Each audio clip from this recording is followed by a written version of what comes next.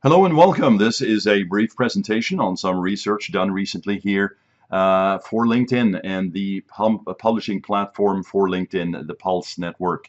And these are things that you can do now by watching this brief training video to build authority, visibility, and traffic for yourself. It's for professional services and B2B players. So if you're selling shoes, you might want to jump off, but I encourage you to take a look because you can always learn. This is me, Jan Ragnerud. I've been written up online in multiple places.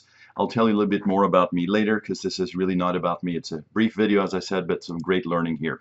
So, and I'm going to show you an example here of a live post that I did recently on LinkedIn, so you can kind of take a look at, these rules of learning in a real example. So that's coming at the end here. So first things first, your title should be 40 to 49 characters long. There's a reason for that. Obviously, the findings from the 3,000 posts tell us that.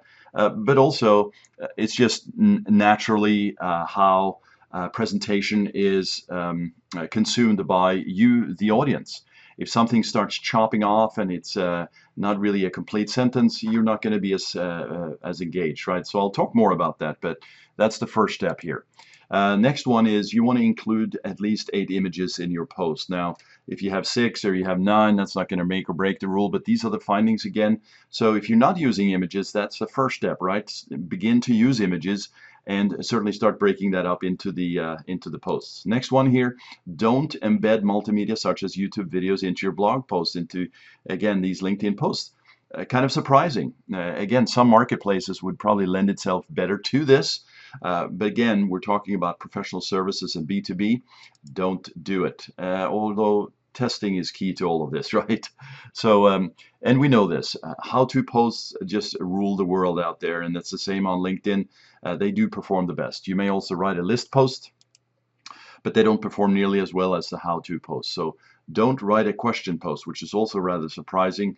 Adding a sentence and just simply putting a question mark behind the headline or the title has tended to create engagement. LinkedIn, not as much.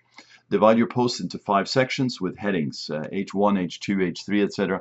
It gives a nice visual representation, and it's very important for a user to be able to scan very quickly before they start consuming the content in great detail.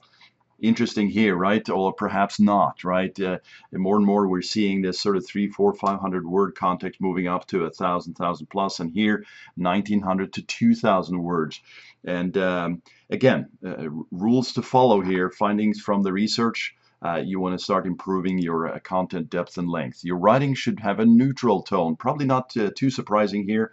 It is in the business context. You want to write professionally, research or factual, and this represents a neutral tone. Write your post so it can easily be understood by the masses, preferably with an easy readability score of 80 to 89, which is easily read by an 11-year-old. These are the Fleisch scores and some of these sort of scientific approaches to what works best. Just make sure that you're not going overly complex here, okay? That's the key. Publish your post on Thursday for maximum number of views. You want to test this, you want to look at your analytics as well, but essentially Thursdays have been proven to have the maximum benefit for you. Now you want to cross-promote your LinkedIn posts on Twitter. Twitter, also a very engaging platform, good engaging platform for B2B and professional services. And here, if you want to automate some of this, to actually get it across the wires in multiple places, onlywire.com can be a great place to help on that automation. But again, tools are just tools. Make sure that you have a strategy for this and that you build out your calendars and your marketing plans. Just simply plopping up content there and spewing it all over with automation tools is not what you want to do. LinkedIn posts likes are the common denominator between the other LinkedIn metrics. And post likes not only works well on LinkedIn in terms of that social proof and getting the engagement up within the platform, within the network, but it also will get you more shares, post views. And interestingly enough, here's what happened with a recent article back a month ago or so. Within 1 week, it popped to #1 in Google because these are social signals in effect here. Now, it's not the only thing. This is also optimized and a little bit of keyword research done, and not striking in terms of the most beneficial keyword phrase. but it shows the power. And this is part of the research that we do to test some of these things to see how they impact the search world. And that's a perfect example of that. So again, the post likes gets you the LinkedIn shares and post views, as I said, but it also allows you to get comments, and those comments, according to the correlational data, are really helpful. And within those, we want to encourage people to like your post with a call to action. You'll see an example of this here in a second. And you can encourage people to like your post with a call to action. I think I just repeated myself there. Before I get to the free webinar training here, let me just pull in this. This is live, so it's probably going to be kind of hectic here, but let me just share this with you here. So this is basically we're live here, and every time you do something live, it tends to go a little haywire, but we're okay with that, right? Because we're all friends here. So I'm just kind of sizing this up a bit for you. We'll leave it at that. Okay, so this was a post that I just done, it was a day ago here. So we have a nice, you know, really a headline over the headline graphic. What's your online marketing strategy, right?